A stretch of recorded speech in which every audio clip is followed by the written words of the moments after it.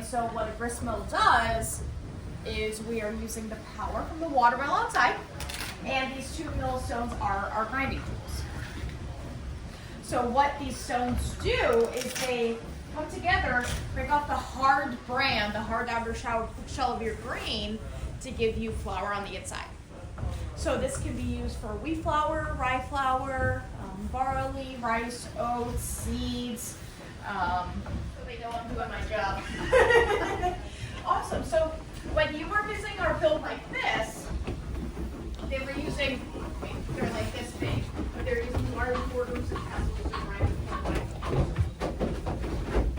Hello there, welcome to I can tell you guys a little bit about our gears, what in the world's actually going on down here. So right now we've got our water wheel hooked up directly on the same axle as this first large gear here. This is our face gear.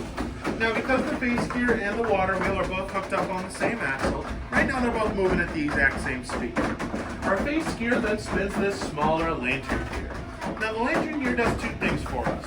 First, it takes all this vertical force that we're getting from our water wheel and face gear, and it's turning it 90 degrees into horizontal ones. This allows us to move our runner stone upstairs, but right now, the only thing that big metal bar sticking up through the ceiling needs to is that breakdancing spindle you already saw. Along with that though, our lantern gear moves at around 5 times as fast as our face gear. So when we're grinding, we only need around 12 RPM on the water wheel outside to achieve our desired 60 RPM on our runner stone upstairs.